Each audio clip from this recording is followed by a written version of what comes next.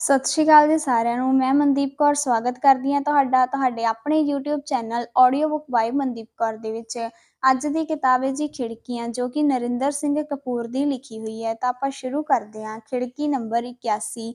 ਲੋਕਾਂ ਦੀ ਬਰਦਾਸ਼ਤ ਕਰਨ ਦੀ ਇੱਕ ਹੱਦ ਹੁੰਦੀ ਹੈ। ਮਿਸਰ ਵਿੱਚ ਕਲੀਓਪੈਟਰਾ ਦੇ ਪਿਤਾ ਰਾਜੇ ਨੂੰ ਉਸ ਦੀਆਂ ਦੂਜੀਆਂ ਧੀਆਂ ਨੇ ਕੈਦ ਕਰਕੇ ਆਪ ਰਾਜ ਕਰਨ ਦਾ ਯਤਨ ਕੀਤਾ।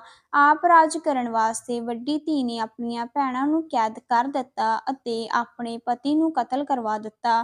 ਹਰ ਰੋਜ਼ ਹੀ ਕਿਸੇ ਨਾ ਕਿਸੇ ਨੂੰ ਕਤਲ ਕੀਤਾ ਜਾਣ ਲੱਗ ਪਿਆ। ਉੱਪਰੋਂ ਥੱਲੇ ਅਜਿਹੀਆਂ ਕਈ ਘਟਨਾਵਾਂ ਵਾਪਰੀਆਂ। ਥੋੜ੍ਹੇ ਜਿਹੇ ਸਮੇਂ ਵਿੱਚ ਲੋਕ ਇੰਨਾ ਕੁਝ ਬਰਦਾਸ਼ਤ ਕਰਨ ਲਈ ਤਿਆਰ ਨਹੀਂ ਸਨ। ਬਗਾਵਤ ਹੋ ਗਈ ਅਤੇ ਤਖ਼ਤ 'ਤੇ ਬੈਠੀ ਧੀ ਨੂੰ ਮੌਤ ਦੀ ਘਾਟ ਉਤਾਰ ਦਿੱਤਾ ਗਿਆ ਅਤੇ ਕੈਦੀ ਰਾਜੇ ਨੂੰ ਮੁੜ ਗੱਦੀ ਉੱਤੇ ਬਿਠਾ ਦਿੱਤਾ ਗਿਆ। ਖਿੜਕੀ ਨੰਬਰ 82। ਭਾਵੇਂ ਬੱਚੇ ਆਪਣੇ ਮਾਪਿਆਂ ਦਾ ਕਿਹਾ ਨਾ ਮੰਨਣ, ਪਰ ਉਹ ਕਿਸੇ ਹੱਥੋਂ ਆਪਣੇ ਮਾਪਿਆਂ ਦਾ ਅਪਮਾਨ ਸਹਿਣ ਨਹੀਂ ਕਰਦੇ। ਬੱਚੇ ਆਪਣੇ ਆਪ ਨੂੰ ਦੋਹਾਂ ਮਾਪਿਆਂ ਦਾ ਹਿੱਸਾ ਸਮਝਦੇ ਹਨ। ਜੇ ਤਲਾਕ ਉਪਰੰਤ ਪਤੀ ਜਾਂ ਪਤਨੀ ਆਪਣੇ ਪੁਰਾਣੇ ਜੀਵਨ ਸਾਥੀ ਦੀ ਬੱਚਿਆਂ ਸਾਹਮਣੇ ਨਿੰਦਾ ਕਰੇ ਤਾਂ ਹਰ ਬੱਚਾ ਸਮਝਦਾ ਹੈ ਉਸ ਦੀ ਨਿੰਦਾ ਹੋ ਰਹੀ ਹੈ। ਉਹ ਇਸ ਨਿੰਦਾ ਦਾ ਵਿਰੋਧ ਕਰਦੇ ਹਨ। ਜੇ ਪਿਤਾ ਹੋਰ ਵਿਆਹ ਕਰਾ ਲਵੇ ਤਾਂ ਇਸ ਨਾਲ ਉਹ ਆਪਣੀ ਮਾਂ ਦੀ ਬੇਇੱਜ਼ਤੀ ਹੋਈ ਮਹਿਸੂਸ ਕਰਦੇ ਹਨ ਤੇ ਨਵੀਂ ਮਾਂ ਨਾਲ ਤਾਲਮੇਲ ਨਹੀਂ ਉਸਾਰਦੇ। ਜੇ ਮਾਂ ਕਿਸੇ ਹੋਰ ਨਾਲ ਵਿਆਹ ਕਰਾ ਲਵੇ ਤਾਂ ਬੱਚੇ ਮਾਂ ਦੇ ਇਸ ਫੈਸਲੇ ਨੂੰ ਪ੍ਰਵਾਨਗੀ ਨਹੀਂ ਦਿੰਦੇ। ਬੱਚਿਆਂ ਦੀਆਂ ਭਾਵਨਾਵਾਂ ਨੂੰ ਨਜ਼ਰਅੰਦਾਜ਼ ਕਰਕੇ ਲਿਆ ਕੋਈ ਫੈਸਲਾ ਸਮੱਸਿਆ ਕੋਈ ਹੀ ਸੁਲਝਾਵੇਗਾ, ਪਰ ਅਨੇਕਾਂ ਨਵੀਆਂ ਸਮੱਸਿਆਵਾਂ ਪੈਦਾ ਕਰ ਦੇਵੇਗਾ। ਖਿੜਕੀ ਨੰਬਰ 83। ਇੱਕ ਸਭਾ ਵਿੱਚ ਬੁੱਧ ਨੇ ਪ੍ਰਵਚਨ ਕਰਦਿਆਂ ਇੱਕ ਫੁੱਲ ਵਿਖਾਇਆ। ਹਰ ਕਿਸੇ ਨੇ ਆਪਣੇ ਢੰਗ ਨਾਲ ਉਸ ਫੁੱਲ ਦੀ ਵਿਆਖਿਆ ਕੀਤੀ। ਹਰ ਕਿਸੇ ਦਾ ਤਰਕ ਅਤੇ ਸਿਧਾਂਤ ਵੱਖਰਾ ਸੀ। ਐਨੇ ਵਿੱਚ ਮਹਾਕਸ਼ਪ ਨਾਂ ਦਾ ਵਿਅਕਤੀ ਉੱਠਿਆ। ਉਹ ਬੋਲਿਆ ਕੁਝ ਨਾ, ਕੇਵਲ ਮੁਸਕਰਾਇਆ। ਬੁੱਧ ਨੇ ਕਿਹਾ, ਤੂੰ ਇਸਨੂੰ ਠੀਕ ਸਮਝਿਆ ਹੈ। ਫੁੱਲ ਉਸਨੂੰ ਦੇ ਦਿੱਤਾ। ਉਸ ਦੀ ਮੁਸਕਰਾਹਟ ਵਿੱਚ ਖੇੜਾ ਸੀ। ਉਸ ਨੇ ਫੁੱਲ ਨੂੰ ਪ੍ਰਸੰਨਤਾ ਤੇ ਪ੍ਰਸ਼ੰਸਾ ਦੀ ਭਾਵਨਾ ਨਾਲ ਵੇਖਿਆ ਸੀ। ਉਹ ਫੁੱਲ ਨਾਲ ਇੱਕ ਸੁਰ ਹੋ ਗਿਆ ਸੀ। ਉਹ ਖਿੜ ਗਿਆ ਸੀ। ਉਸ ਨੇ ਫੁੱਲ ਦੀ ਬੋਲੀ ਵਿੱਚ ਕੇਵਲ ਮੁਸਕਰਾਹਟ ਨਾਲ ਆਪਣੀ ਗੱਲ ਦੱਸੀ ਸੀ।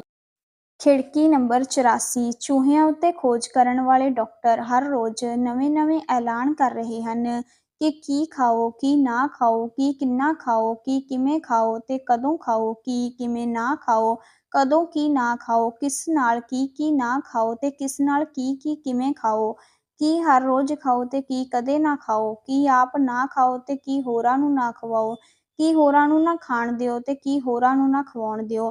ਖਾਣ-ਪੀਣ ਬਾਰੇ ਇੰਨੀ ਖੋਜ ਹੋ ਰਹੀ ਹੈ ਕਿ ਹੁਣ ਕੋਈ ਪਰਵਾਹ ਨਹੀਂ ਕਰਦਾ। ਖਿੜਕੀ ਨੰਬਰ 85। ਜਦੋਂ ਕੋਈ ਰਿਵਾਜ ਵਾਰ-ਵਾਰ ਵਿਘਨ ਪਾਵੇ, ਉਹ ਤਿਆਗ ਦਿੱਤਾ ਜਾਂਦਾ ਹੈ।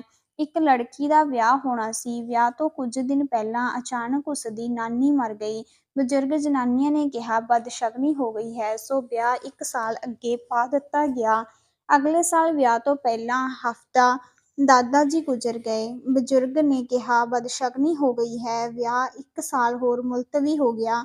ਅਗਲੇ ਸਾਲ ਵਿਆਹ ਤੋਂ 1 ਮਹੀਨਾ ਪਹਿਲਾਂ ਤਾਈ ਗੁਜ਼ਰ ਗਈ। ਇਸ ਵਾਰੀ ਕਿਸੇ ਨੇ ਵਿਆਹ ਮੁਲਤਵੀ ਕਰਨ ਦੀ ਗੱਲ ਨਾ ਕੀਤੀ, ਸਗੋਂ ਸਾਰਿਆਂ ਨੇ ਕਿਹਾ, ਦੁੱਖ-ਸੁੱਖ ਤਾਂ ਲੱਗੇ ਰਹਿੰਦੇ ਹਨ, ਸੰਸਾਰ ਵੀ ਚੱਲਦਾ ਰਹਿੰਦਾ ਹੈ। ਦੋਹਾਂ ਧਿਰਾਂ ਦੇ ਸਹਿਯੋਗ ਨਾਲ ਵਿਆਹ ਹੋ ਗਿਆ। ਖਿੜਕੀ ਨੰਬਰ 86। ਇੱਕ ਯੋਧੇ ਨੇ ਇੱਕ ਭਿਕਸ਼ੂ ਨੂੰ ਪੁੱਛਿਆ, ਨਰਕ ਅਤੇ ਸਵਰਗ ਵਿੱਚ ਕੀ ਅੰਤਰ ਹੈ? ਭਿਕਸ਼ੂ ਨੇ ਕਿਹਾ, ਮੈਂ ਤੇਰੇ ਵਰਗੇ ਦੈਂਤ ਉੱਤੇ ਆਪਣਾ ਵਕਤ ਖਰਾਬ ਨਹੀਂ ਕਰਨਾ ਚਾਹੁੰਦਾ। ਯੋਧੇ ਨੇ ਭਿਕਸ਼ੂ ਨੂੰ ਖੂਬ ਕਟਾਪਾ ਚਾੜ੍ਹਿਆ ਅਤੇ ਗਾਲਾਂ ਵੀ ਕੱਢੀਆਂ। ਭਿਕਸ਼ੂ ਨੇ ਮੁਸਕਰਾਉਂਦੇ ਹੋਏ ਕਿਹਾ, ਗੁੱਸਾ ਹੀ ਨਰਕ ਹੈ। ਯੋਧੇ ਨੇ ਭਿਕਸ਼ੂ ਤੋਂ ਮਾਫ਼ੀ ਮੰਗੀ। ਭਿਕਸ਼ੂ ਨੇ ਕਿਹਾ, ਮਾਫ਼ੀ ਸਵਰਗ ਹੈ। ਖਿੜਕੀ ਨੰਬਰ 87। ਇੱਕ ਗੈਸਟ ਹਾਊਸ ਵਿੱਚ ਉੱਥੇ ਮਹਿਮਾਨ ਵਜੋਂ ਠਹਿਰਨ ਵਾਲੇ ਵੱਡੇ ਅਫ਼ਸਰਾਂ ਲਈ ਟੈਨਿਸ ਖੇਡਣ ਦਾ ਪ੍ਰਬੰਧ ਸੀ। ਕਈ ਵਾਰ ਕੋਈ ਅਫ਼ਸਰ ਜਦੋਂ ਖੇਡਣ ਵਿੱਚ ਦਿਲਚਸਪੀ ਵਿਖਾਉਂਦਾ ਸੀ ਤਾਂ ਦੂਜਾ ਖਿਡਾਰੀ ਨਾ ਹੋਣ ਦੀ ਸੂਰਤ ਵਿੱਚ ਪ੍ਰਬੰਧਕਾਂ ਨੇ ਗੈਸਟ ਹਾਊਸ ਦੇ ਇੱਕ ਕਰਮਚਾਰੀ ਰੌਸ਼ਨ ਖਾਂ ਨੂੰ ਇਸ ਕੰਮ ਲਈ ਤਿਆਰ ਕਰਕੇ ਰੱਖਿਆ ਹੁੰਦਾ ਸੀ ਅਤੇ ਉਸਨੂੰ ਖਿਡਾਰੀ ਵਾਲੀ ਵਰਦੀ ਪਵਾ ਕੇ ਖਿਡਾਇਆ ਜਾਂਦਾ ਸੀ। ਰੌਸ਼ਨ ਖਾਂ ਅਫ਼ਸਰਾਂ ਨਾਲ ਖੇਡਣ ਵਿੱਚ ਮਾਹਿਰ ਹੋ ਗਿਆ ਸੀ। ਇੱਕ ਵਾਰੀ ਕਿਸੇ ਹੋਰ ਜ਼ਿਲ੍ਹੇ ਦਾ ਡਿਪਟੀ ਕਮਿਸ਼ਨਰ ਆਇਆ ਤੇ ਲੋੜ ਪੈਣ 'ਤੇ ਉਸ ਨਾਲ ਰੌਸ਼ਨ ਖਾਂ ਨੂੰ ਖਿਡਵਾਇਆ ਗਿਆ, ਜਿਹੜਾ ਕਿੰਨੇ ਹੀ ਸਾਲਾਂ ਤੋਂ ਗੈਸਟ ਹਾਊਸ ਵਿੱਚ ਠਹਿਰਨ ਦੌਰਾਨ ਖੇਡਣ ਵਾਲੇ ਅਫ਼ਸਰਾਂ ਦੀ ਹਉਮੈ ਤੋਂ ਜਾਣੂ ਸੀ। ਰੌਸ਼ਨ ਖਾਂ ਨੇ ਡਿਪਟੀ ਕਮਿਸ਼ਨਰ ਨੂੰ 1 ਪੁਆਇੰਟ ਨਾਲ ਹਰਾ ਦਿੱਤਾ। ਡਿਪਟੀ ਕਮਿਸ਼ਨਰ ਨੇ ਕਿਹਾ, ਕੋਈ ਚੰਗਾ ਜਿਹਾ ਖਿਡਾਰੀ ਲਿਆਓ, ਇਹ ਤਾਂ ਮੇਰੇ ਤੋਂ 1 ਪੁਆਇੰਟ ਨਾਲ ਹੀ ਜਿੱਤ ਸਕਿਆ ਹੈ। ਉੱਥੇ ਹਾਜ਼ਰ ਸਾਰੇ ਡਿਪਟੀ ਕਮਿਸ਼ਨਰ ਦੀ ਗੱਲ ਸੁਣ ਕੇ ਮੁਸਕਰਾਏ। ਰਾਤ ਨੂੰ ਖਾਣਾ ਖਾਂਦਿਆਂ ਕਮਿਸ਼ਨਰ ਨੇ ਮਹਾਨ ਮਹਿਮਾਨ ਡਿਪਟੀ ਕਮਿਸ਼ਨਰ ਨੂੰ ਦੱਸਿਆ ਕਿ ਰੌਸ਼ਨ ਖਾਂ ਜਿਸ ਅਫਸਰ ਨਾਲ ਵੀ ਖੇਡਦਾ ਹੈ, ਆਪਣੀ ਨਿਪੁੰਨਤਾ ਲੁਕਾ ਕੇ ਖੇਡਦਾ ਹੈ ਤੇ ਹਰ ਕਿਸੇ ਤੋਂ 1 ਪੁਆਇੰਟ ਨਾਲ ਹੀ ਜਿੱਤਦਾ ਹੈ ਤੇ ਕਿਸੇ ਨੂੰ ਵੀ ਉਹ ਖੇਡ ਵਿੱਚ ਆਪਣੀ ਉੱਚਤਾ ਅਤੇ ਨਿਪੁੰਨਤਾ ਦਾ ਅਹਿਸਾਸ ਨਹੀਂ ਹੋਣ ਦਿੰਦਾ। ਜਿਹੋ ਜਿਹਾ ਕੋਈ ਖਿਡਾਰੀ ਹੋਵੇ, ਉਹੋ ਜਿਹੀ ਖੇਡ ਖੇਡਦਾ ਹੈ। ਇਹ ਹਰ ਕਿਸੇ ਨੂੰ ਇਹੀ ਮਹਿਸੂਸ ਕਰਾਉਂਦਾ ਹੈ ਕਿ ਮੈਨੂੰ ਵੀ ਤੁਹਾਡੇ ਜਿੰਨੀ ਹੀ ਖੇਡ ਆਉਂਦੀ ਹੈ। ਇਵੇਂ ਉਹ ਹਰ ਕਿਸੇ ਦੀ ਹਉਮੈ ਦੀ ਰਾਖੀ ਕਰਦਾ ਹੈ। ਖਿੜਕੀ ਨੰਬਰ 88 ਇੱਕ ਉਦਾਸ ਵਿਅਕਤੀ ਦੀ ਤਸਵੀਰ ਵੇਖੀ ਜਾ ਰਹੀ ਸੀ। ਵਕੀਲ ਨੇ ਕਿਹਾ, ਮੁਕੱਦਮਾ ਹਾਰ ਗਿਆ ਹੋਣੈ। ਅਧਿਆਪਕ ਨੇ ਕਿਹਾ, ਇਮਤਿਹਾਨ 'ਚੋਂ ਫੇਲ ਹੋ ਗਿਆ ਹੋਵੇਗਾ।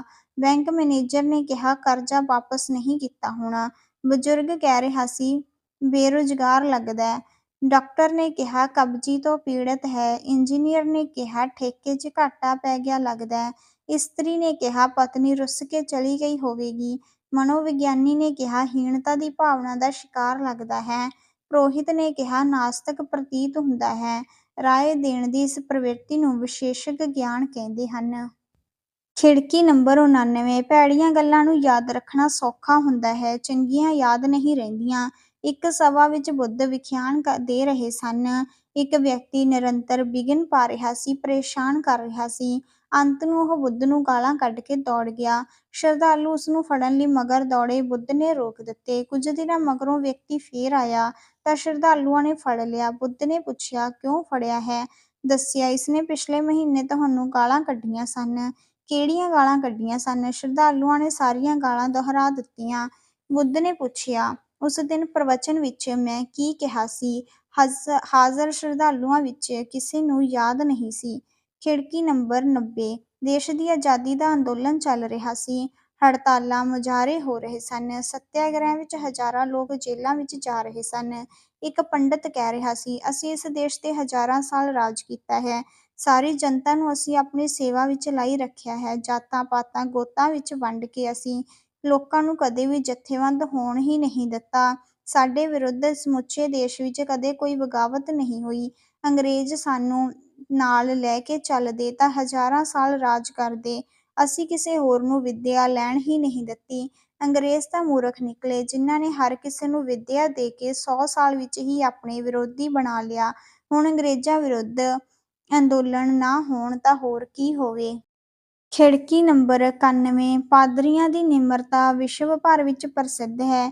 ਇੱਕ ਪਾਦਰੀ ਗਰੀਬਾਂ ਵਾਸਤੇ ਪੈਸੇ ਮੰਗਣ ਗਿਆ। ਇੱਕ ਧਨਾਢ ਪਰ ਕੰਜੂਸ ਵਿਅਕਤੀ ਨੇ ਉਸਨੂੰ ਗਾਲਾਂ ਕੱਢੀਆਂ।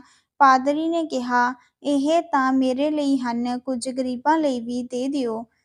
ਖਿੜਕੀ ਨੰਬਰ 92 ਇੱਕ ਪ੍ਰਸਿੱਧ ਆਗੂ ਕਿਸੇ ਹਰੀ ਸਿੰਘ ਚਾਵਲਾ ਨਾਂ ਦੇ ਪਤਵੰਤੇ ਦੇ ਭੋਗ 'ਤੇ ਸ਼ਰਧਾਂਜਲੀ ਭੇਟ ਕਰਦਿਆਂ ਉਸ ਨੂੰ ਹਰੀ ਸਿੰਘ ਨਲੂਆ ਦੱਸੀ ਜਾ ਰਿਹਾ ਸੀ, ਜਿਸ ਕਾਰਨ ਸੁਣਨ ਵਾਲਿਆਂ ਵਿੱਚ ਘੁਸਰ-ਮੁਸਰ ਹੋ ਰਹੀ ਸੀ। ਬੋਲਣ ਵਾਲੇ ਨੂੰ ਆਪਣੀ ਉਕਈ ਦਾ ਅਹਿਸਾਸ ਹੋ ਗਿਆ ਸੀ। ਉਸਨੇ ਮੌਕਾ ਸੰਭਾਲਦਿਆਂ ਵਿਛੜੇ ਵਿਅਕਤੀ ਨੂੰ ਹਰੀ ਸਿੰਘ ਨਲੂਆ ਹੀ ਕਹਿਣਾ ਜਾਰੀ ਰੱਖਿਆ ਅਤੇ ਕੁਝ ਚਿਰ ਬੋਲਣ ਮਗਰੋਂ ਕਹਿਣ ਲੱਗਿਆ, ਹੁਣ ਮੈਂ ਤੁਹਾਨੂੰ ਹਰੀ ਸਿੰਘ ਚਾਵਲਾ ਦੇ ਹਰੀ ਸਿੰਘ ਨਲੂਆ ਬਣਨ ਦੀ ਗੱਲ ਸੁਣਾਉਂਦਾ ਹਾਂ। ਤੁਹਾਡੇ ਲਈ ਹੀ ਉਹ ਹਰੀ ਸਿੰਘ ਚਾਵਲਾ ਸਨ, ਮੇਰੇ ਲਈ ਉਹ ਹਰੀ ਸਿੰਘ ਨਲੂਆ ਸਨ। ਪਿਛਲੀਆਂ ਚੋਣਾਂ ਦੇ ਸੰਬੰਧ ਵਿੱਚ ਮੈਨੂੰ ਅਚਾਨਕ ਪਾਰਟੀ ਪ੍ਰਧਾਨ ਦਾ ਫੋਨ ਆਇਆ ਕਿ ਚੋਣਾਂ ਵਿੱਚ ਟਿਕਟ ਚਾਹੀਦੀ ਹੈ ਤਾਂ 2 ਘੰਟੇ ਵਿੱਚ ਚੰਡੀਗੜ੍ਹ ਪਹੁੰਚੋ। ਮੈਂ ਚੰਡੀਗੜ੍ਹ ਤੋਂ ਬਹੁਤ ਦੂਰ ਸਾਂ। ਮੇਰੇ ਲਈ ਤਾਂ 4 ਘੰਟੇ ਵਿੱਚ ਵੀ ਚੰਡੀਗੜ੍ਹ ਨਹੀਂ ਸੀ ਪਹੁੰਚਿਆ ਜਾ ਸਕਦਾ। ਉਸ ਵੇਲੇ ਮੇਰੀ ਚੰਗੀ ਕਿਸਮਤ ਕਾਰਨ ਮੈਨੂੰ ਹਰੀ ਸਿੰਘ ਚਾਵਲਾ ਵਿਖਾਈ ਦਿੱਤੇ। ਮੈਂ ਉਹਨਾਂ ਨੂੰ ਆਪਣੀ ਸਮੱਸਿਆ ਦੱਸੀ। ਉਹਨਾਂ ਨੇ ਕਿਹਾ, ਹੁਣੇ ਚੱਲਦੇ ਹਾਂ। ਚੰਡੀਗੜ੍ਹ ਕਿਹੜਾ ਜਮਰੌਦ ਦਾ ਕਿਲ੍ਹਾ ਹੈ, ਜਿੱਥੇ ਅੱਪੜਿਆ ਨਹੀਂ ਜਾ ਸਕਦਾ। ਉਹਨਾਂ ਨੇ ਅਜਿਹੀ ਫੁਰਤੀ ਵਿਖਾਈ ਕਿ ਮੈਨੂੰ ਪੌਣੇ 2 ਘੰਟਿਆਂ ਵਿੱਚ ਹੀ ਚੰਡੀਗੜ੍ਹ ਪਹੁੰਚਾ ਦਿੱਤਾ। ਮੈਨੂੰ ਟਿਕਟ ਮਿਲ ਗਈ। ਹਰੀ ਸਿੰਘ ਚਾਵਲਾ ਦੀ ਮਦਦ ਨਾਲ ਮੈਂ ਚੋਣ ਵੀ ਜਿੱਤ ਗਿਆ ਤੇ ਮੰਤਰੀ ਵੀ ਬਣ ਗਿਆ। ਉਸ ਵੇਲੇ ਮੈਂ ਹਰੀ ਸਿੰਘ ਚਾਵਲਾ ਨੂੰ ਕਿਹਾ ਸੀ, ਤੁਸੀਂ ਹੋਰਾਂ ਲਈ ਭਾਵੇਂ ਹਰੀ ਸਿੰਘ ਚਾਵਲਾ ਹੋਵੋ, ਪਰ ਅੱਗੇ ਤੋਂ ਮੈਂ ਤੁਹਾਨੂੰ ਹਰੀ ਸਿੰਘ ਨਲੂਆ ਹੀ ਕਿਹਾ ਕਰਾਂਗਾ।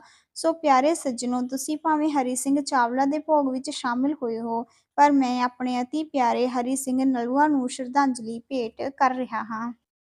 ਖਿੜਕੀ ਨੰਬਰ 93 ਲਗਭਗ 20 ਸਾਲ ਦੀ ਉਮਰ ਵੱਡੀਆਂ ਮੁਸ਼ਕਿਲਾਂ ਵਾਲੀ ਉਮਰ ਹੁੰਦੀ ਹੈ, ਕਿਉਂਕਿ ਇਸ ਉਮਰ ਵਿੱਚ ਫੈਸਲਾ ਕਰਨਾ ਹੁੰਦਾ ਹੈ ਕੀ ਖਲੋਤੇ ਰਹਿਣਾ ਹੈ ਕਿ ਚੱਲਦੇ ਰਹਿਣਾ ਹੈ, ਮੂੰਹ ਅੱਗੇ ਵੱਲ ਰੱਖਣਾ ਹੈ ਕਿ ਪਿੱਛੇ ਵੱਲ, ਟੋਏ ਵੇਖਣੇ ਹਨ ਜਾਂ ਤਾਰੇ ਨਿਹਾਰਨੇ ਹਨ, ਇਕੱਲਿਆਂ ਤੁਰਨਾ ਹੈ ਜਾਂ ਕਿਸੇ ਦੇ ਪਿੱਛੇ ਲੱਗਣਾ ਹੈ, ਨਵੇਂ ਰਾਹ ਉਲੀਕਣੇ ਹਨ ਜਾਂ ਹੋਰਾਂ ਦੀ ਪੈੜ ਚਾਲ ਅਪਣਾਉਣੀ ਹੈ, ਅੱਖਾਂ ਖੋਲ੍ਹ ਕੇ ਤੁਰਨਾ ਹੈ ਜਾਂ ਮੁੰਦ ਕੇ ਤੁਰਨਾ ਹੈ, ਛਾਤੀ ਤਾਣ ਕੇ ਤੁਰਨਾ ਹੈ ਜਾਂ ਕੁੱਬੇ ਹੋ ਕੇ ਚੱਲਣਾ ਹੈ, ਪਰੰਪਰਾ ਪਾਲਣੀ ਹੈ ਜਾਂ ਕੁਝ ਨਵਾਂ ਉਲੀਕਣਾ ਹੈ, ਡੂੰਘਾਣਾਂ ਮਾਪਣੀਆਂ ਹਨ ਜਾਂ ਸਿਖਰਾਂ ਛੂਹਣੀਆਂ ਹਨ। ਫੈਸਲਾ ਕਰਨਾ ਹੁੰਦਾ ਹੈ ਕਿ ਜ਼ਿੰਦਗੀ ਤੋਂ ਲੈਣਾ ਹੀ ਲੈਣਾ ਹੈ ਜਾਂ ਦਿੰਦੇ ਹੀ ਰਹਿਣਾ ਹੈ। ਇਸ ਉਮਰ ਵਿੱਚ ਕੀਤਾ ਫੈਸਲਾ ਦੱਸ ਦੇਵੇਗਾ ਕਿ ਤੁਸੀਂ ਜ਼ਿੰਦਗੀ ਵਿੱਚ ਇੰਜੀਨੀਅਰ ਬਣਨਾ ਹੈ ਜਾਂ ਲੁਹਾਰ ਵਕੀਲ ਬਣਨਾ ਹੈ ਜਾਂ ਮੁਨਸ਼ੀ ਡਾਕਟਰ ਬਣਨਾ ਹੈ ਜਾਂ ਕੰਪਾਊਂਡਰ ਸਾਹਿਬ ਬਣਨਾ ਹੈ ਤਾਂ ਜਾਂ ਕਲਰਕ ਪਾਰਸ ਬਣਨਾ ਹੈ ਜਾਂ ਲੋਹਾ। ਖਿੜਕੀ ਨੰਬਰ 94। ਇੱਕ ਵਾਰੀ ਇੱਕ ਪਰਿਵਾਰ ਆਪਣੀ ਧੀ ਵਾਸਤੇ ਲੜਕਾ ਵੇਖਣ ਲਈ ਇੱਕ ਹੋਰ ਪਰਿਵਾਰ ਵਿੱਚ ਗਿਆ, ਜਿੱਥੇ ਲੜਕੇ ਦੀ ਵਿਧਵਾ ਮਾਂ ਆਪਣੇ ਬਾਰੇ ਦੱਸ ਰਹੀ ਸੀ। ਮੈਂ 3 ਪਰਿਵਾਰ ਪਾਲੇ ਹਨ। ਪਹਿਲਾ 45 ਸਾਲ ਦੀ ਉਮਰ ਵਿੱਚ ਮੇਰੇ ਜੇਠ ਦੀ ਮੌਤ ਹੋ ਗਈ। ਉਸਦੀ ਪਤਨੀ ਨੂੰ ਸੰਭਾਲਿਆ ਤੇ ਉਸਦੇ 2 ਬੱਚੇ ਪਾਲੇ। ਫਿਰ ਜਦੋਂ ਮੇਰਾ ਪਤੀ 44 ਸਾਲ ਦਾ ਹੋਇਆ ਸੀ ਤਾਂ ਮੈਂ ਵਿਧਵਾ ਹੋ ਗਈ। ਮੈਂ ਆਪਣੇ 3 ਬੱਚੇ ਪਾਲ-ਪੋਸ ਕੇ ਵੱਡੇ ਕੀਤੇ। 3 ਸਾਲ ਪਹਿਲਾਂ ਮੇਰਾ ਦੇਵਰ ਤੇ 46 ਸਾਲ ਦਾ ਹੋਇਆ ਹੀ ਨਹੀਂ ਸੀ ਕਿ ਉਹ ਵੀ ਚੱਲ ਵਸਿਆ। ਉਸਦੇ 3 ਬੱਚੇ ਪਾਲ ਰਹੀ ਹਾਂ। ਲੜਕੀ ਦੀਆਂ ਰਿਸ਼ਤੇਦਾਰ ਇਸਤਰੀਆਂ ਘਰ-ਬਾਰ ਅਤੇ ਜਾਇਦਾਦ ਤੋਂ ਪ੍ਰਭਾਵਿਤ ਹੋ ਕੇ ਨਾਲ ਗਏ ਪੁਰਸ਼ ਨੂੰ ਕਹਿ ਰਹੀਆਂ ਸਨ ਕਿ ਸਭ ਕੁਝ ਚੰਗਾ ਹੈ ਤੇ ਠੀਕ ਹੈ, ਸਾਨੂੰ ਲੜਕਾ ਪ੍ਰਵਾਨ ਕਰਨ ਦੀ ਹਾਮੀ ਭਰ ਦੇਣੀ ਚਾਹੀਦੀ ਹੈ। ਉਹ ਪੁਰਸ਼ ਕਹਿ ਰਿਹਾ ਸੀ, ਘਰ ਜਾ ਕੇ ਵਿਚਾਰ ਕਰਾਂਗੇ, ਫਿਰ ਜੋ ਫੈਸਲਾ ਹੋਇਆ ਦੱਸਾਂਗੇ। ਇਸਤਰੀਆਂ ਹਾਂ ਕਹਿਣ ਲਈ ਕਾਹਲੀਆਂ ਹੋਈਆਂ ਪਈਆਂ ਸਨ, ਪਰ ਪੁਰਸ਼ ਕਹਿ ਰਿਹਾ ਸੀ, ਜੇ ਹਾਂ ਕਹਿਣੀ ਹੈ ਤਾਂ ਵੀ ਪਹਿਲਾਂ ਸੋਚ-ਵਿਚਾਰ ਕਰ ਲੈਣੀ ਚਾਹੀਦੀ ਹੈ। ਘਰ ਪਹੁੰਚ ਕੇ ਵੀ ਇਸਤਰੀਆਂ ਦਾ ਮਤ ਸੀ ਕਿ ਉੱਥੇ ਹੀ ਹਾਂ ਕਹਿ ਦੇਣੀ ਚਾਹੀਦੀ ਸੀ। ਉਸ ਪੁਰਸ਼ ਨੇ ਕਿਹਾ, ਤੁਸੀਂ ਧਿਆਨ ਨਹੀਂ ਦਿੱਤਾ। ਉਸ ਪਰਿਵਾਰ ਵਿੱਚ ਕੋਈ ਸਮੱਸਿਆ ਹੈ, ਜਿਸ ਕਾਰਨ ਪੁਰਸ਼ 44-45 ਸਾਲ ਦੀ ਉਮਰ ਵਿੱਚ ਮਰ ਜਾਂਦੇ ਹਨ। ਸਾਡੀ ਧੀ 30 ਸਾਲ ਦੀ ਹੋ ਪਈ ਹੈ। ਜੇ 15-16 ਸਾਲ ਵਿੱਚ ਇਸ ਦਾ ਵਿਧਵਾ ਹੋਣਾ ਪ੍ਰਵਾਨ ਹੈ ਤਾਂ ਹਾਂ ਕਰ ਦਿਓ। ਖਿੜਕੀ ਨੰਬਰ 95। ਇੱਕ ਬੁਲਾਰੇ ਨੇ ਕੱਟੜ ਲੋਕਾਂ ਦੇ ਇਕੱਠ ਨੂੰ ਸੰਬੋਧਨ ਕਰਦਿਆਂ ਇੱਕ ਧਾਰਮਿਕ ਪਤਵੰਤੇ ਨੂੰ ਮਹਾਨ ਮਨੁੱਖ ਕਿਹਾ। ਸ਼ਰਧਾਲੂ ਇਤਰਾਜ਼ ਕਰਨ ਲੱਗ ਪਏ ਕਿ ਪੈਗੰਬਰ ਕਿਉਂ ਨਹੀਂ ਕਿਹਾ, ਮਨੁੱਖ ਕਿਉਂ ਕਹਿ ਕੇ ਅਪਮਾਨ ਕੀਤਾ ਹੈ। ਬੁਲਾਰਾ ਉਨ੍ਹਾਂ ਦੀ ਸੂਝ-ਬੂਝ ਦੀ ਪੱਧਰ ਨੂੰ ਸਮਝ ਗਿਆ ਤੇ ਸਥਿਤੀ ਨੂੰ ਵਿਗੜਨ ਤੋਂ ਰੋਕਦਾ ਹੋਇਆ ਕਹਿਣ ਲੱਗਾ, ਮੈਂ ਉਨ੍ਹਾਂ ਨੂੰ ਮਹਾਨ ਮਨੁੱਖ ਇਸ ਲਈ ਕਿਹਾ ਹੈ ਕਿਉਂਕਿ ਅਜੇ ਸਾਡੇ ਵਿੱਚ ਮਨੁੱਖਾਂ ਵਾਲੇ ਗੁਣ ਨਹੀਂ ਆਏ, ਸੋ ਉਨ੍ਹਾਂ ਦਾ ਮਹਾਨ ਮਨੁੱਖ ਹੋਣਾ ਸਾਡੇ ਲਈ ਪੈਗੰਬਰ ਹੋਣਾ ਬਰਾਬਰ ਹੈ। ਜਦੋਂ ਅਸੀਂ ਸਾਰੇ ਚੰਗੇ ਮਨੁੱਖ ਬਣ ਜਾਵਾਂਗੇ ਤਾਂ ਮੈਂ ਉਨ੍ਹਾਂ ਨੂੰ ਪੈਗੰਬਰ ਹੀ ਕਿਹਾ ਕਰਾਂਗਾ। ਖਿੜਕੀ ਨੰਬਰ 96। ਪਛੜੇ ਇਲਾਕੇ ਦੇ ਇੱਕ ਪਿੰਡ ਵਿੱਚ ਇੱਕ ਸਮਾਧ ਸੀ, ਜਿਸ ਬਾਰੇ ਮਨੌਤ ਸੀ ਕਿ ਜਿਹੜਾ ਲਗਾਤਾਰ 7 ਐਤਵਾਰ ਸਭ ਤੋਂ ਪਹਿਲਾਂ ਸਮਾਧ ਉੱਤੇ ਤਾਜ਼ੇ ਗੋਬਰ ਦਾ ਲੇਪ ਕਰੇਗਾ, ਉਸ ਦੀਆਂ ਮੁਰਾਦਾਂ ਪੂਰੀਆਂ ਹੋਣਗੀਆਂ।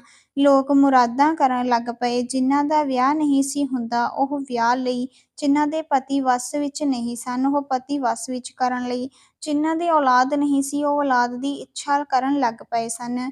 ਐਤਵਾਰ ਵਾਲੇ ਦਿਨ ਸਮਾਧ ਤੇ ਮੇਲੇ ਵਰਗੀ ਰੌਣਕ ਹੋਣ ਲੱਗ ਪਈ ਸੀ। ਲੋਕਾਂ ਨੂੰ ਕੁਝ ਮਹੱਤਵਪੂਰਨ ਕਰਨ ਦਾ ਆਹਰ ਮਿਲ ਗਿਆ ਸੀ। ਕਿਸੇ ਦੇ 7 ਐਤਵਾਰ ਪੂਰੇ ਨਹੀਂ ਸਨ ਹੁੰਦੇ, ਕੋਈ ਨਾ ਕੋਈ ਵਿਘਨ ਪੈ ਜਾਂਦਾ ਸੀ।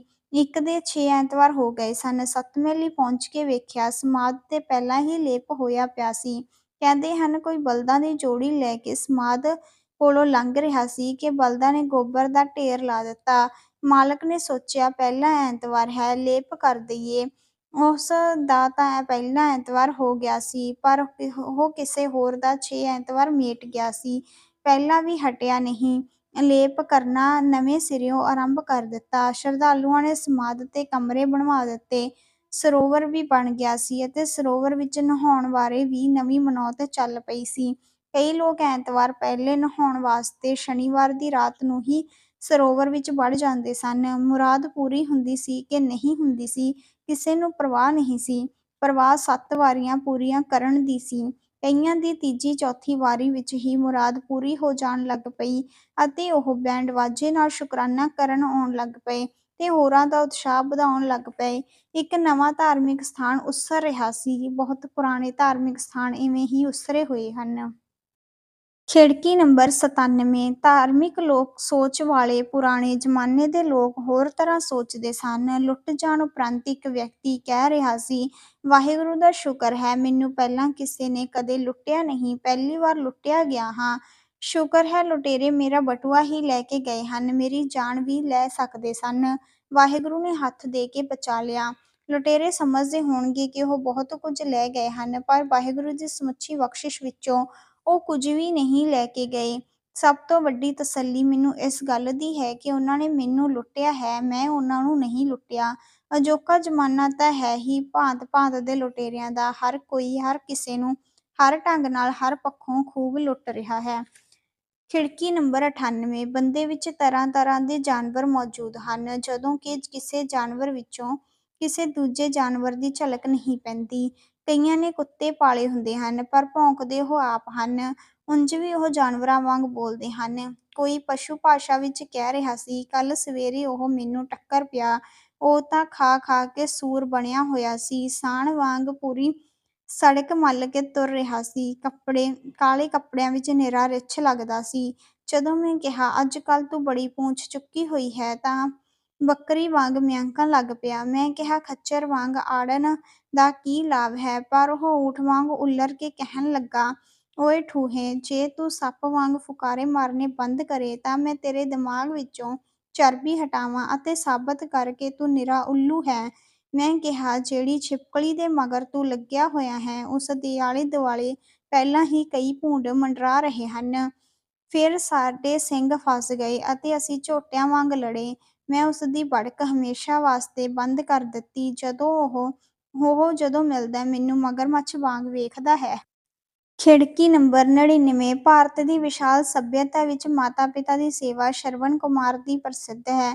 ਮਿੱਤਰਤਾ ਸ਼੍ਰੀ ਕ੍ਰਿਸ਼ਨ ਦੀ, ਮਰਿਆਦਾ ਸ਼੍ਰੀ ਰਾਮ ਦੀ, ਭਰਤੀਆ ਲਕਸ਼ਮਣ ਦੀ, ਸਵਗੁਰੂ ਭਗਤੀ ਏਕਲਵ ਦੀ ਤੇ ਧਰਮ ਯੁਧਿਸ਼ਠਰ ਦਾ, ਤਪੱਸਿਆ ਮਹਾਵੀਰ ਦੀ, ਗਿਆਨ ਬੁੱਧ ਦਾ, ਤਿਆਗ ਮਹਾਰਿਸ਼ੀ ਦਧੀਚੀ ਦਾ, ਭਗਤੀ ਪ੍ਰਹਿਲਾਦ ਦੀ, ਬ੍ਰਹਮਚਾਰਿਆ ਭੀਸ਼ਮ ਪਿਤਾਮਾ ਦਾ ਤੇ ਦਾਨ ਕਰੁਣ ਦਾ, ਸੇਵਾ ਹਨੂਮਾਨ ਦੀ। ਖਿੜਕੀ ਨੰਬਰ 100। ਇੱਕ ਰਾਜਾ ਵਿਰਸੇ ਵਿੱਚ ਮਿਲੀ ਰਾਜਗੱਦੀ 'ਤੇ ਜਦੋਂ ਬੈਠਿਆ ਤਾਂ ਮਿਹਨਤ ਕਰੇ ਬਿਨਾਂ ਗੱਦੀ ਮਿਲਣ ਕਾਰਨ ਉਸਦਾ ਅਕਲ ਵਾਲਾ ਪੱਖ ਕਮਜ਼ੋਰ ਸੀ। ਸ਼ਿਕਾਰ ਕਰਦਿਆਂ ਇੱਕ ਵਾਰ ਰਾਜੇ ਦੇ ਪੈਰ ਵਿੱਚ ਕੰਡਾ ਚੁਭ ਗਿਆ। ਉਸਨੇ ਹੁਕਮ ਦਿੱਤਾ ਕਿ ਰਾਜ ਦੀ ਸਮੁੱਚੀ ਧਰਤੀ 'ਤੇ ਗਲੀਚੇ ਵਿਛਾ ਦਿਓ। ਵਜ਼ੀਰ ਨੇ ਪੁੱਛਿਆ, ਪੈਸੇ ਕਿੱਥੋਂ ਆਉਣਗੇ? ਦੂਜੇ ਨੇ ਕਿਹਾ, ਸਭ ਜਗ੍ਹਾ ਗਲੀਚੇ ਵਿਛਾਉਣ ਦੀ ਥਾਂ ਤੁਸੀਂ ਹੀ ਜੁੱਤੀ ਪਹਿਨ ਲਓ। ਇਹ ਸੁਣ ਕੇ ਰਾਜੇ ਨੇ ਆਪਣਾ ਗਲੀਚੇ ਵਿਛਾਉਣ ਵਾਲਾ ਹੁਕਮ ਵਾਪਸ ਲੈ ਲਿਆ ਤੇ ਨਵਾਂ ਹੁਕਮ ਦੇ ਦਿੱਤਾ, ਦੇਸ਼ ਦੀ ਸਾਰੀ ਜਨਤਾ ਨੂੰ ਜੁੱਤੇ ਪਹਿਨਾ ਦਿਓ। ਜੇ ਇਹੋ ਜਿਹੇ ਗੱਦੀ 'ਤੇ ਬੈਠਣਗੇ ਤਾਂ ਇਹੋ ਜਿਹੇ ਹੀ ਹੁਕਮ ਜਾਰੀ ਹੋਣਗੇ। ਖਿੜਕੀ ਨੰਬਰ 101। ਰਾਜਪੂਤਾਂ ਵਿੱਚ ਸਤੀ ਦੀ ਰਸਮ ਪਤੀ ਦੇ ਮਰਨ ਉਪਰੰਤ ਪਤਨੀ ਵੱਲੋਂ ਉਸਦੀ ਚਿਤਾ ਵਿੱਚ ਸੜ ਮਰਨ ਦੀ ਰਸਮ ਨਹੀਂ ਸੀ, ਸਗੋਂ ਸਤੀ ਦੀ ਰਸਮ ਉਸ ਸਮੇਂ ਹੁੰਦੀ ਸੀ ਜਦੋਂ ਦੁਸ਼ਮਣ ਦੇ ਹਮਲੇ ਵੇਲੇ ਰਾਜਪੂਤ ਯੋਧਿਆਂ ਨੂੰ ਪਤਾ ਹੁੰਦਾ ਸੀ ਕਿ ਯੁੱਧ ਵਿੱਚ ਉਨ੍ਹਾਂ ਦੀ ਮੌਤ ਨਿਸ਼ਚਿਤ ਸੀ, ਸੋ ਪਤੀ ਦੇ ਯੁੱਧ ਵਿੱਚ ਮਰਨ ਉਪਰੰਤ ਦੁਸ਼ਮਣ ਦੇ ਹੱਥੋਂ ਹੋਣ ਵਾਲੀ ਬੇਇੱਜ਼ਤੀ ਤੋਂ ਬਚਣ ਲਈ ਤੇ ਰਾਜਪੂਤ ਪਤੀ ਦੀ ਆਣ-ਆਬਰੂ ਦੀ ਰੱਖਿਆ ਕਰਨ ਵਾਸਤੇ ਉਨ੍ਹਾਂ ਦੀਆਂ ਪਤਨੀਆਂ ਦੁਲਹਨਾਂ ਵਾਂਗ ਸਜ ਕੇ ਕਿਲ੍ਹੇ ਅੰਦਰ ਬਾਲੀ ਅੱਗ ਵਿੱਚ ਸਵੈ-ਇੱਛਾ ਨਾਲ ਪ੍ਰਸੰਨ-ਚਿੱਤ ਹੋ ਕੇ ਛਾਲਾਂ ਮਾਰ ਦਿੰਦੀਆਂ ਸਨ। ਪਤਨੀਆਂ ਦੇ ਸਤੀ ਹੋਣ ਉਪਰੰਤ ਰਾਜਪੂਤ ਭਗਵੇਂ ਲਿਬਾਸਾਂ ਵਿੱਚ ਜ਼ਿੰਦਗੀ-ਮੌਤ ਅਤੇ ਅਣਖ ਦੀ ਲੜਾਈ ਲੜਨ ਵਾਸਤੇ ਤੇ ਆਪਣੇ ਰਾਜਪੂਤ ਹੋਣ ਦਾ ਪ੍ਰਮਾਣ ਦੇਣ ਲਈ ਯੁੱਧ ਦੇ ਮੈਦਾਨ ਵਿੱਚ ਉਤਰਦੇ ਸਨ ਤੇ ਵੀਰਗਤੀ ਨੂੰ ਪ੍ਰਾਪਤ ਕਰਦੇ ਸਨ। ਖਿੜਕੀ ਨੰਬਰ 102। ਇੱਕ ਸਖ਼ਤ ਸੁਭਾਅ ਵਾਲੇ ਹਾਕਮ ਕੋਲ 2 ਫੁੱਲਦਾਨ ਸਨ। ਉਸਨੇ ਐਲਾਨ ਕੀਤਾ ਹੋਇਆ ਸੀ ਕਿ ਜਿਸ ਨੇ ਫੁੱਲਦਾਨ ਤੋੜਿਆ ਉਸਨੂੰ ਫਾਂਸੀ ਦੀ ਸਜ਼ਾ ਹੋਵੇਗੀ। ਇੱਕ ਦਿਨ ਨੌਕਰ ਇੱਕ ਫੁੱਲਦਾਨ ਸਾਫ਼ ਕਰਦਿਆਂ ਟੁੱਟ ਗਿਆ। ਐਲਾਨ ਅਨੁਸਾਰ ਫਾਂਸੀ ਦੀ ਸਜ਼ਾ ਸੁਣਾਈ ਗਈ। ਫਾਂਸੀ ਲਾਉਣ ਤੋਂ ਪਹਿਲਾਂ ਧਾਰਮਿਕ ਰੀਤ ਅਨੁਸਾਰ ਜਦੋਂ ਆਖਰੀ ਖ਼ਾਹਿਸ਼ ਪੁੱਛੀ ਗਈ ਤਾਂ ਨੌਕਰ ਨੇ ਕਿਹਾ, ਦੂਜਾ ਫੁੱਲਦਾਨ ਵੇਖਣਾ ਚਾਹੁੰਦਾ ਹਾਂ। ਫੁੱਲਦਾਨ ਵਿਖਾਇਆ ਗਿਆ। ਨੌਕਰ ਨੇ ਪਕੜਿਆ ਤੇ ਤੋੜ ਦਿੱਤਾ। ਪੁੱਛਿਆ ਗਿਆ, ਇਵੇਂ ਕਿਉਂ ਕੀਤਾ ਹੈ? ਨੌਕਰ ਨੇ ਕਿਹਾ, ਇਹ ਤੋੜ ਕੇ ਮੈਂ ਇੱਕ ਇਨਸਾਨ ਦੀ ਜਾਨ ਬਚਾਈ ਹੈ। ਹਰ ਚੀਜ਼ ਨੇ ਆਖਰ ਟੁੱਟਣਾ ਹੀ ਹੁੰਦਾ ਹੈ। ਇੱਕ ਫੁੱਲਦਾਨ ਟੁੱਟਣ ਕਾਰਨ ਮੈਨੂੰ ਤਾਂ ਫਾਂਸੀ ਲੱਗ ਰਹੀ ਹੈ। ਐਨੀ ਨਿੱਕੀ ਜਿਹੀ ਗੱਲ ਪਿੱਛੇ ਹੋਰ ਕਿਸੇ ਨਿਰਦੋਸ਼ ਵਿਅਕਤੀ ਨੂੰ ਫਾਂਸੀ ਕਿਉਂ ਲੱਗੇ? ਖਿੜਕੀ ਨੰਬਰ 103। ਇੱਕ ਅਨਾੜੀ ਪਰ ਚਲਾਕ ਉਸਤਾਦ ਨੇ ਤੀਰ-ਅੰਦਾਜ਼ੀ ਸਿਖਾਉਣ ਲਈ ਸੰਸਥਾ ਖੋਲ੍ਹੀ। ਉਹ ਆਪਣੀ ਸੰਸਥਾ ਚਲਾਕੀ ਨਾਲ ਹੀ ਚਲਾਈ ਜਾ ਰਿਹਾ ਸੀ। ਸਿਖਲਾਈ ਦੌਰਾਨ ਉਹ ਆਪਣਾ ਤੀਰ ਛੱਡਦਾ ਸੀ, ਜਿਹੜਾ ਅਕਸਰ ਨਹੀਂ ਲੱਗਦਾ ਸੀ। ਮਗਰੋਂ ਛੱਡੇ ਗਏ ਤੀਰ ਬਾਰੇ ਕਹਿੰਦਾ ਸੀ, "ਇਹ ਤੀਰ ਮੈਂ ਇਸ ਉਦੇਸ਼ ਨਾਲ ਛੱਡਿਆ ਸੀ ਕਿ ਤੁਸੀਂ ਜਾਣੋ ਇਵੇਂ ਤੀਰ ਨਹੀਂ ਛੱਡਣਾ। ਇਹ ਇੱਕ ਅਨਾੜੀ ਬੰਦੇ ਦਾ ਨਿਸ਼ਾਨਾ ਹੈ।" ਫਿਰ ਛੱਡਦਾ ਸੀ, ਨਾ ਲੱਗਣ 'ਤੇ ਕਹਿੰਦਾ ਸੀ, "ਇਹ ਇੱਕ ਬੇਧਿਆਨੇ ਬੰਦੇ ਦਾ ਨਿਸ਼ਾਨਾ ਸੀ।" ਜਦੋਂ ਤੀਜਾ ਤੀਰ ਵੀ ਨਹੀਂ ਸੀ ਲੱਗਦਾ ਤਾਂ ਕਹਿੰਦਾ ਸੀ, "ਇਹ ਇੱਕ ਸੁਸਤ ਬੰਦੇ ਦਾ ਨਿਸ਼ਾਨਾ ਸੀ।" ਚੌਥਾ ਵੀ ਨਾ ਲੱਗਣ 'ਤੇ ਕਿਹਾ ਕਰਦਾ ਸੀ, "ਇਹ ਇੱਕ ਨਲਾਇਕ ਬੰਦੇ ਦਾ ਨਿਸ਼ਾਨਾ ਸੀ।" ਇਵੇਂ ਉਹ ਹਰ ਵਾਰੀ ਨਿਸ਼ਾਨਾ ਨਾ ਲੱਗਣ 'ਤੇ ਕਿਸੇ ਨਾ ਕਿਸੇ ਘਾਟ ਨਾਲ ਜੋੜ ਦਿੰਦਾ ਸੀ। ਜਦੋਂ ਸਬੱਬ ਨਾਲ ਕੋਈ ਤੀਰ ਲੱਗ ਜਾਂਦਾ ਸੀ ਤਾਂ ਕਹਿੰਦਾ ਸੀ, "ਇਹ ਇੱਕ ਉਸਤਾਦ ਦਾ ਨਿਸ਼ਾਨਾ ਸੀ। ਤੁਸੀਂ ਸਾਰਿਆਂ ਨੇ ਇਵੇਂ ਨਿਸ਼ਾਨਾ ਲਾਉਣਾ ਹੈ।" ਇੱਕ ਵਾਰੀ ਜਦੋਂ ਇੱਕ ਸਿਖਿਆਰਥੀ ਨੇ ਉਸਤਾਦ ਵਾਲਾ ਨਿਸ਼ਾਨਾ ਦੁਬਾਰਾ ਲਾਉਣ ਲਈ ਕਿਹਾ ਤਾਂ ਉਸਤਾਦ ਨੇ ਕਿਹਾ, "ਸ਼ਾਸਤਰਾਂ ਵਿੱਚ ਲਿਖਿਆ ਹੈ, ਜਦੋਂ ਸੂਰਜ ਅਸਤ ਹੋ ਰਿਹਾ ਹੋਵੇ ਤਾਂ ਉਸ ਸਮੇਂ ਤੀਰ ਦਾ ਨਿਸ਼ਾਨਾ ਦੁਬਾਰਾ ਨਹੀਂ ਲਾਉਣਾ ਚਾਹੀਦਾ। ਉਸ ਦੀ ਯੋਗਤਾ ਤੀਰ-ਅੰਦਾਜ਼ੀ ਨਹੀਂ ਹੈ, ਚਲਾਕੀ ਸੀ। ਚਲਾਕੀ ਦੇ ਪੱਖੋਂ ਉਹ ਕਾਮਯਾਬ ਸੀ। ਉਹ ਅਜੋਕੇ ਯੁੱਗ ਦਾ ਸਫਲ ਉਸਤਾਦ ਸੀ।" ਖਿੜਕੀ ਨੰਬਰ 104 ਰਾਸ਼ਟਰਪਤੀ ਬਣਨ ਵਾਲਾ ਇੱਕ ਆਗੂ ਦੱਸ ਰਿਹਾ ਸੀ, "ਜਦੋਂ ਛੋਟਾ ਸਾਂ ਤਾਂ ਕਿਹਾ ਗਿਆ, 'ਚੁੱਪ ਕਰਕੇ ਬੈਠੋ, ਸਿੱਧੇ ਹੋ ਕੇ ਬੈਠੋ, ਇੱਕ ਪਾਸੇ ਹੋ ਕੇ ਬੈਠੋ, ਲੱਤਾਂ ਜੋੜ ਕੇ ਚੌਂਕੜੀ ਮਾਰ ਕੇ ਬੈਠੋ, ਵੱਡਿਆਂ ਦੇ ਅੱਗੇ ਨਹੀਂ ਪਿੱਛੇ ਹੋ ਕੇ ਬੈਠੋ, ਆਰਾਮ ਨਾਲ ਬੈਠੋ, ਕੁੱਬੇ ਹੋ ਕੇ ਨਹੀਂ ਸਿੱਧੇ ਹੋ ਕੇ ਬੈਠੋ, ਜਿੱਥੇ ਇਸਤਰੀਆਂ ਬੈਠੀਆਂ ਹੋਣ ਉਨ੍ਹਾਂ ਤੋਂ ਪਰ੍ਹੇ ਹੋ ਕੇ ਬੈਠੋ, ਨਜ਼ਰ ਥੱਲੇ ਕਰਕੇ ਬੈਠੋ, ਜਿੱਥੇ ਪੁਰਸ਼ ਬੈਠੇ ਹੋਣ ਉੱਥੇ ਛਾਤੀ ਚੌੜੀ ਕਰਕੇ, ਬਾਹਾਂ ਸਿੱਧੀਆਂ ਕਰਕੇ ਬੈਠੋ, ਮੁੰਡਿਆਂ ਨਾਲ ਹੀ ਬੈਠੋ, ਜਿੱਥੇ ਹੋਰ ਲੋਕ ਬੈਠੇ ਹੋਣ ਉੱਥੇ ਬੈਠੋ।' ਜਿਵੇਂ-ਜਿਵੇਂ ਦੱਸਿਆ ਗਿਆ ਮੈਂ ਉਵੇਂ-ਉਵੇਂ ਬੈਠਦਾ ਰਿਹਾ ਤੇ ਬੈਠਣ ਦੇ ਹੁਨਰ ਕਾਰਨ ਮੈਂ ਰਾਸ਼ਟਰਪਤੀ ਬਣ ਗਿਆ। ਹੁਣ ਜਦੋਂ ਤੱਕ ਮੈਂ ਨਾ ਬੈਠਾਂ ਕੋਈ ਬੈਠਦਾ ਹੀ ਨਹੀਂ। ਖਿੜਕੀ ਨੰਬਰ 105 ਮਹਿਮੂਦ ਗਜ਼ਨਵੀ ਨੇ ਇੱਕ ਵਿਅਕਤੀ ਇਸ ਆਧਾਰ 'ਤੇ ਨੌਕਰ ਰੱਖ ਲਿਆ ਕਿ ਉਹ ਪੰਛੀਆਂ ਦੀ ਭਾਸ਼ਾ ਜਾਣਦਾ ਸੀ। ਇੱਕ ਦਿਨ ਗਜ਼ਨਵੀ ਨੇ ਸ਼ਿਕਾਰ 'ਤੇ ਜਾਣਾ ਸੀ। ਉਸ ਨੌਕਰ ਨੂੰ ਵੀ ਨਾਲ ਲੈ ਗਿਆ। ਅੱਗੇ ਦੋ ਉੱਲੂ ਗੱਲਾਂ ਕਰ ਰਹੇ ਸਨ। ਆਲੇ-ਦੁਆਲੇ ਸਭ ਪਾਸੇ ਉਜਾੜ ਹੀ ਉਜਾੜ ਸੀ। ਉੱਲੂਆਂ ਦੀਆਂ ਆਵਾਜ਼ਾਂ ਸੁਣ ਕੇ ਗਜ਼ਨਵੀ ਨੇ ਨੌਕਰ ਨੂੰ ਕਿਹਾ, "ਦੱਸ ਇਹ ਕੀ ਕਹਿ ਰਹੇ ਹਨ?" ਨੌਕਰ ਨੇ ਕਿਹਾ, "ਇੱਕ ਉੱਲੂ ਨੇ ਆਪਣੀ ਧੀ ਦੂਜੇ ਉੱਲੂ ਦੇ ਪੁੱਤਰ ਨਾਲ ਵਿਆਹੁਣੀ ਹੈ। ਦੁੱਲਾ ਦਾਜ ਵਿੱਚ 20 ਉਜੜੇ ਪਿੰਡ ਮੰਗ ਰਿਹਾ ਹੈ ਅਤੇ ਦੁਲਹਨ ਦਾ ਬਾਪ ਕਹਿ ਰਿਹਾ ਹੈ, ਜੇ ਗਜ਼ਨਵੀ ਨੇ ਐਵੇਂ ਹੀ ਤਬਾਹੀ ਜਾਰੀ ਰੱਖੀ ਤਾਂ 20 ਦਾ ਕੀ ਮੈਂ 200 ਪਿੰਡ ਦੇ ਦੇਵਾਂਗਾ।" ਖਿੜਕੀ ਨੰਬਰ 106 ਇੱਕ ਗਲਾਸ ਪਾਣੀ ਨਾਲ ਭਰਿਆ ਹੈ। ਉੱਚਾ ਕਰੋ, ਕਿੰਨਾ ਭਾਰ ਹੈ? ਲਗਭਗ 200 ਗ੍ਰਾਮ। ਬਾਂਹ ਉੱਚੀ ਕਰਕੇ ਚੁੱਕੀ ਰੱਖੋ, ਬਾਂਹ ਥੱਕ ਜਾਵੇਗੀ। ਭਾਰ ਮਹੱਤਵਪੂਰਨ ਨਹੀਂ, ਮਹੱਤਵਪੂਰਨ ਇਹ ਕਿ ਭਾਰ ਕਿੰਨਾ ਚਿਰ ਚੁੱਕਣਾ ਹੈ। 5, 10, 20, 30 ਮਿੰਟ ਕੁਝ ਨਹੀਂ ਹੋਵੇਗਾ। 2 ਘੰਟੇ ਵਿੱਚ ਬਾਂਹ ਦੁਖਣ ਲੱਗ ਜਾਵੇਗੀ। ਸਾਰਾ ਦਿਨ ਚੁੱਕਣਾ ਪਿਆ ਤਾਂ ਇਹ ਛੋਟਾ ਜਿਹਾ ਭਾਰ ਤੁਹਾਨੂੰ ਡੇਗ ਦੇਵੇਗਾ। ਭਾਰ ਉਹੀ ਹੈ, ਚੁੱਕਣ ਦਾ ਸਮਾਂ ਉਸ ਭਾਰ ਨੂੰ ਭਾਰੀ ਬਣਾਈ ਜਾ ਰਿਹਾ ਹੈ। ਪਾਪ ਜਾਂ ਭੈੜੇ ਕੰਮ ਦਾ ਭਾਰ ਕੁਝ ਚਿਰ ਲਈ ਸਹਿਣਯੋਗ ਹੁੰਦਾ ਹੈ, ਪਰ ਜੇ ਪਾਪ ਕਰਦੇ ਰਹੋਗੇ ਤਾਂ ਜਾਂ ਕਿਸੇ ਪਾਪ ਦਾ ਭਾਰ ਚੁੱਕੀ ਹੀ ਰੱਖੋਗੇ ਤਾਂ ਇਹ ਭਾਰੀ ਹੁੰਦਾ ਜਾਵੇਗਾ।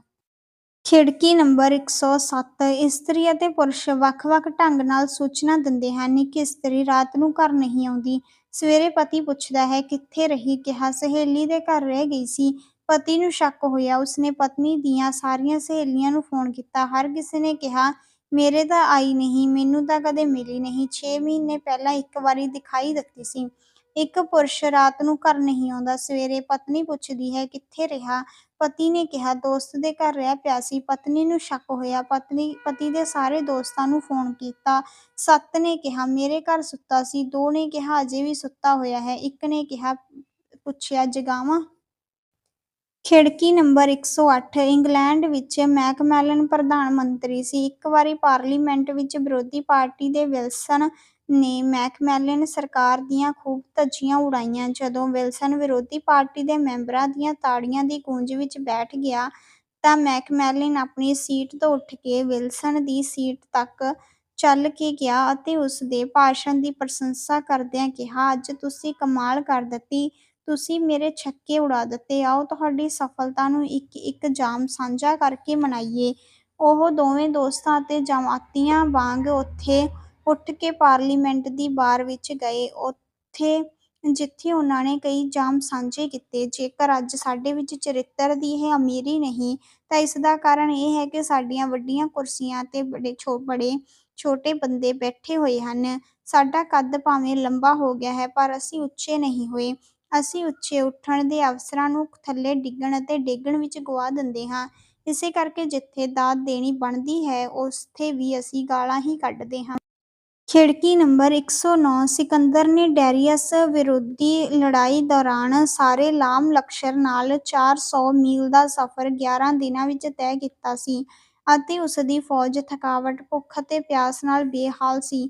ਸਭ ਤੋਂ ਵੱਡੀ ਘਾਟ ਪਾਣੀ ਦੀ ਸੀ। ਕੁਝ ਸਿਪਾਹੀਆਂ ਨੇ ਦੂਰੋਂ ਦਰਿਆ ਤੋਂ ਪਾਣੀ ਦੇ ਕੁਝ ਤੌੜੇ ਲਿਆਂਦੇ ਅਤੇ ਸਿਕੰਦਰ ਨੂੰ ਕਿਹਾ, "ਤੁਸੀਂ ਪਹਿਲਾਂ ਪੀਓ।" ਸਾਰੇ ਵੇਖ ਰਹੇ ਸਨ। ਸਿਕੰਦਰ ਨੇ ਆਪ ਪਾਣੀ ਪੀਣ ਦੀ ਬਜਾਏ ਕਿਹਾ, "ਅਸੀਂ ਸਾਰੇ ਪਿਆਸੇ ਹਾਂ।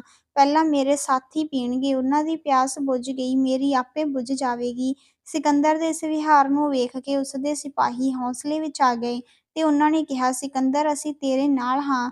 ਤੇਰੇ ਜਿਹਾ ਆਗੂ ਹੋਵੇ, ਪਿਆਸ ਭੁੱਖ ਕੁਝ ਵੀ ਨਹੀਂ। ਚੱਲ ਨਵੀਆਂ ਧਰਤੀਆਂ ਜਿੱਤੀਏ ਤੇ ਨਵਾਂ ਇਤਿਹਾਸ ਸਿਰਜੀਏ।" ਖਿੜਕੀ ਨੰਬਰ 110 ਇੱਕ ਜ਼ਾਲਮ ਰਜਵਾੜੇ ਨੇ ਇੱਕ ਟੋਭਾ ਬਣਵਾਇਆ ਹੋਇਆ ਸੀ, ਜਿਸ ਵਿੱਚ ਉਸਨੇ ਮਗਰਮੱਛ ਪਾਲੇ ਹੋਏ ਸਨ। ਜਿਹੜਾ ਉਸਦਾ ਵਿਰੋਧ ਕਰਦਾ ਸੀ, ਉਸਨੂੰ ਇਸ ਟੋਏ ਵਿੱਚ ਸੁੱਟਵਾ ਦਿੰਦਾ ਸੀ। ਲੋਕ ਇਸ ਤੋਂ ਇੰਨਾ ਡਰਦੇ ਸਨ ਕਿ ਉਸਦੇ ਅਧਿਕਾਰ ਵਾਲੇ ਇਲਾਕੇ ਵਿੱਚੋਂ ਬਾਹਰ ਨਿਕਲ ਜਾਂਦੇ ਸਨ।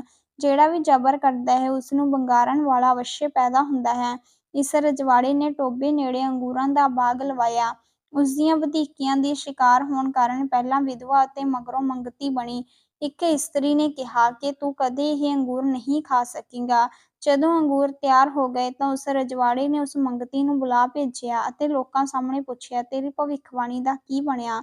ਮੰਗਤੀ ਨੇ ਕਿਹਾ, "ਕੁਝ ਵੀ ਵਾਪਰ ਸਕਦਾ ਹੈ, ਪਰ ਤੈਨੂੰ ਜ਼ੁਲਮ ਦੇ ਇਸ ਬਾਗ ਦੇ ਅੰਗੂਰ ਖਾਣੇ ਨਸੀਬ ਨਹੀਂ ਹੋਣਗੇ।" ਇੱਕ ਸ਼ਾਮ ਰਜਵਾੜੇ ਨੂੰ ਸੁਨੇਹਾ ਮਿਲਿਆ ਕਿ ਇੱਕ ਰਿੱਛ ਨੇ ਉਸਦਾ ਅੰਗੂਰਾਂ ਦਾ ਬਾਗ ਉਜਾੜ ਦਿੱਤਾ ਹੈ। ਉਹ ਰਜਵਾੜਾ ਚਾਹ ਵਾਲਾ ਪਿਆਲਾ ਵਿੱਚ ਛੱਡ ਕੇ ਗੁੱਸੇ ਨਾਲ ਬਾਗ ਵਿੱਚ ਗਿਆ ਤੇ ਰਿੱਛ ਨਾਲ ਲੜਦਿਆਂ ਮਾਰਿਆ ਗਿਆ। ਜਦੋਂ ਜ਼ਾਲਮਾਂ ਦੇ ਜ਼ੁਲਮ ਹੱਦ ਟੱਪ ਜਾਂਦੇ ਹਨ, ਉਦੋਂ ਦੁਖੀ ਲੋਕਾਂ ਦੀਆਂ ਭਵਿੱਖਬਾਣੀਆਂ ਸੱਚ ਸਾਬਿਤ ਹੋਣ ਲੱਗ ਪੈਂਦੀਆਂ ਹਨ।